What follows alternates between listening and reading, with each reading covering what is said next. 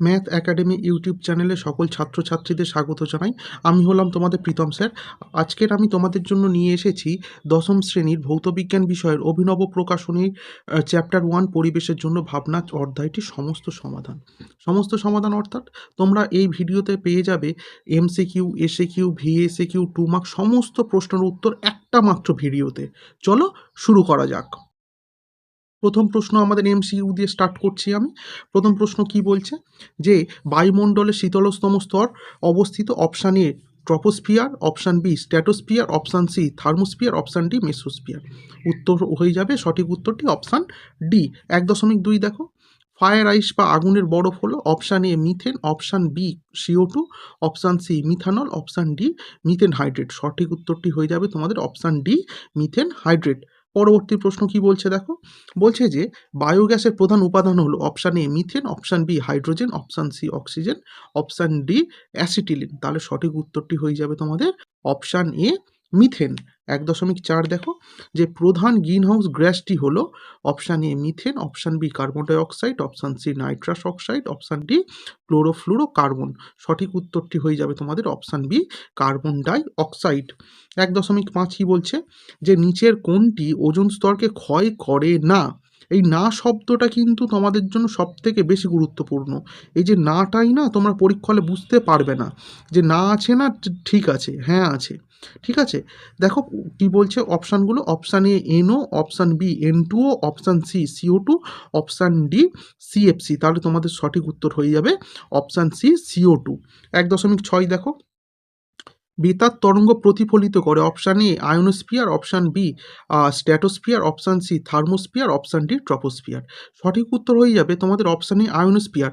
তোমরা অনেকেই বলবে স্যার এটা তো হচ্ছে থার্মোস্ফিয়ারের মধ্যে আছে, কিন্তু থার্মোস্ফিয়ারের মধ্যে থাকলেও যেখানে তোমাদের এই আয়োনোস্ফিয়ার অপশানটা থাকবে তোমরা অবশ্যই ওইটাকেই চুজ করবে, থার্মোস্ফিয়ারটাকে না।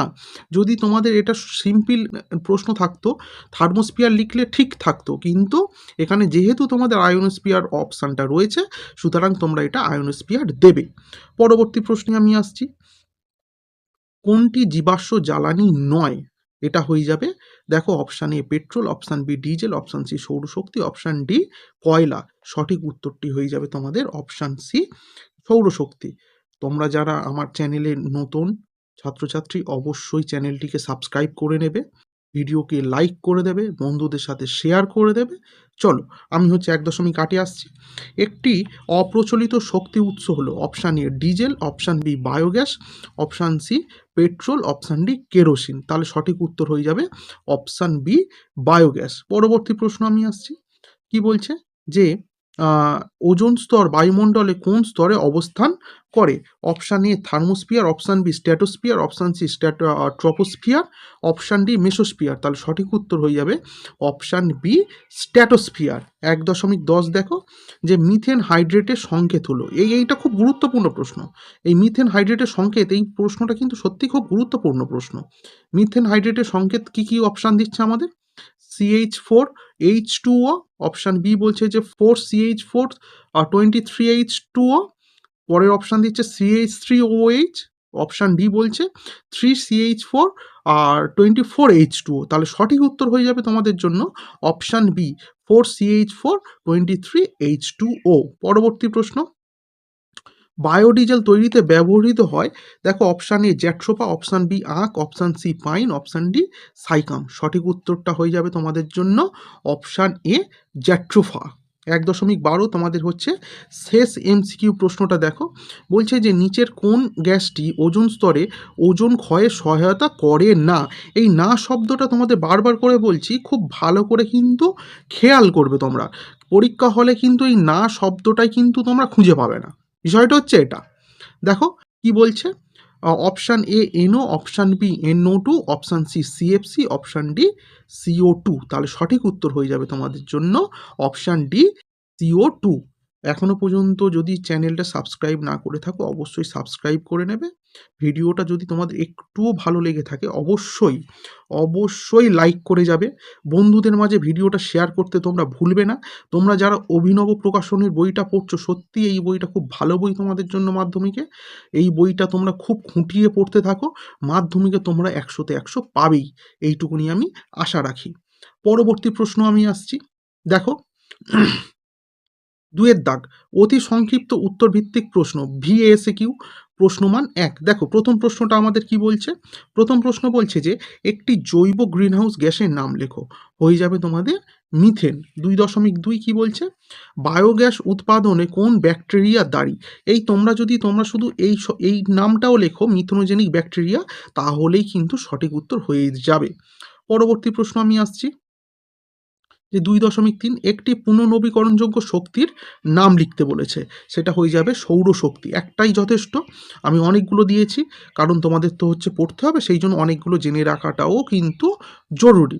পরবর্তী প্রশ্ন, সুইটস গ্যাস কি? এই প্রশ্নটার উত্তর সত্যি খুব ভালো করে আমি রেখেছি। এই উত্তরটা কোনো সহিগাতে পাবে না, কোনো টেক্সটে পাবে না, সুন্দর করে গুছিয়ে লেখা রয়েছে আমার এই ভিডিওতে। দেখো কি বলছে, যে প্রাকৃতিক গ্যাস হাইড্রোজেন সালফাইড বা উল্লেখযোগ্য পরিমাণ কার্বন ডাই অক্সাইড থাকে না, তাকে সুইট গ্যাস বলে। তো তার সাথে আমি এইটাও যোগ করে দিয়েছি, এটা তোমরা নাও লিখতে পারো, এটা তোমাদের চয়েস। মিথেনকে আমরা সুইটস গ্যাস বলে থাকি। পরবর্তী প্রশ্ন আমি আসছি। কি বলছে যে বায়ুমণ্ডলের কোন স্তরে ঝড় বৃষ্টি হয়? বায়ুমণ্ডলের ট্রপোস্ফিয়ারে ঝড় বৃষ্টি হয়, তাই একে ক্ষুব্ধমণ্ডল বলা হয়। 2.6 দেখো কি বলছে, বায়ুমণ্ডলে কোন স্তরকে শান্ত মণ্ডল বলা হয়? এটা হয়ে যাবে স্ট্র্যাটোস্ফিয়ার। এখানে ঝড় বৃষ্টি কিছুই ঘটে না, এই জন্য জেট প্লেনগুলো কিন্তু আমাদের এই স্তর দিয়ে যায়। জেট প্লেন, এরোপ্লেন সমস্ত কিছু আমাদের এই স্তর দিয়েই যায়। 2.7 কি বলছে, বায়ুমণ্ডলে কোন স্তরে মেরুজ্যোতি দেখা যায়? এটা হয়ে যাবে বায়ুমণ্ডলে আয়নোস্ফিয়ারে মেরুজ্যোতি দেখা যায়, বা থার্মোস্ফিয়ার লিখলেও ভুল হবে না। পরবর্তী প্রশ্ন আমি আসছি যে বায়ুমণ্ডলে কোনটি শীতলতম স্তর? শীতলতম স্তর হচ্ছে মেসোস্ফিয়ার। টেম্পারেচারটা কত অবশ্যই তোমরা কমেন্ট বক্সে জানাও। 2.9 দেখো কি বলছে যে সূর্যের অতিবেগুনি রশ্মি শোষিত হয় কোন স্তরে? এটা খুব গুরুত্বপূর্ণ প্রশ্ন, খুব গুরুত্বপূর্ণ প্রশ্ন, মানে খুব গুরুত্বপূর্ণ প্রশ্ন। দেখবে তোমাদের অনেকেরই স্কুলে কিন্তু এই প্রশ্নটা এসেছে। দেখো প্রশ্নের উত্তরটা হচ্ছে সূর্যের অতিবেগুনি রশ্মি বায়ুমণ্ডলের ওজোন স্তর দ্বারা শোষিত হয়। পরবর্তী প্রশ্ন দেখো, যেটা রয়েছে স্ট্র্যাটোস্ফিয়ার, অবশ্যই বলা উচিত ছিল আমার যে স্ট্র্যাটোস্ফিয়ারে অবস্থিত। পরবর্তী প্রশ্ন দেখো 2.10 কি বলছে, বায়ুমণ্ডলে কোন স্তরে কৃত্রিম উপগ্রহ থাকে? কৃত্রিম উপগ্রহ থাকে তোমাদের এক্সোস্ফিয়ার। ওকে, পরবর্তী প্রশ্ন আসছি। দেখো মিথেন হাইড্রেটের সংকেতটা কি? মিথেন হাইড্রেটের সংকেত যেটা আমরা এক্ষুনি MCQতে পড়ে এলাম, যে 4CH4.23H2O। পরবর্তী প্রশ্ন, একটি বায়োফুয়েলের নাম লিখতে বলেছে আমাদের। একটা বায়োফুয়েলের নাম হলো বায়োডিজেল। ওকে, পরবর্তী প্রশ্ন আমি আসছি যে স্থিতিশীল উন্নয়নের ধারণাটা লেখো। এই প্রশ্নটার উত্তর তোমাদের টেক্সট থেকে সম্পূর্ণ কপি করা হয়েছে, তবু দেখো কি বলছে। বলছে যে উন্নয়নমূলক কর্মসূচি গ্রহণের মাধ্যমে প্রাকৃতিক সম্পদের পরিমিত ও যথাযথ ব্যবহার ও পরিবেশ বান্ধব প্রযুক্তি বা কৌশলে সুদক্ষ প্রয়োগের মাধ্যমে বর্তমান জীবনযাত্রার মানোন্নয়ন ও ভবিষ্যৎ প্রজন্মের জন্য প্রাকৃতিক সম্পদকে সুরক্ষিত করে মানব জাতিকে সার্বিক উন্নয়ন করা হয়, তাকে স্থিতিশীল উন্নয়ন বলা হয়। ওকে, এই ছিল তোমাদের হচ্ছে 13খানা VASQ প্রশ্ন। এবারে আসছি আমি শূন্যস্থান পূরণের মধ্যে। দেখো শূন্যস্থান পূরণ প্রথমটা কি বলছে, বায়ুমণ্ডলের ড্যাশ স্তরে মেঘ, ঝড় বৃষ্টি ইত্যাদি দেখা যায়। এটা হয়ে যাবে তোমাদের কি ট্রপোস্ফিয়ার স্তরে। কয়লা খনিতে জমে থাকা মিথেন গ্যাসকে জ্বালানি হিসাবে ব্যবহার করা হয়। বায়ুমণ্ডলে স্ট্র্যাটোস্ফিয়ার স্তরে বৈপরীত্য উত্তাপ লক্ষ্য করা যায়। এই প্রশ্নটা কিন্তু বেশ গুরুত্বপূর্ণ প্রশ্ন। পরবর্তী আসছি আমি। পরবর্তীতে বলছে যে বায়ুমণ্ডলের ট্রপোস্ফিয়ার স্তরকে ক্রমহ্রাসমান উষ্ণতা স্তর বলা হয়।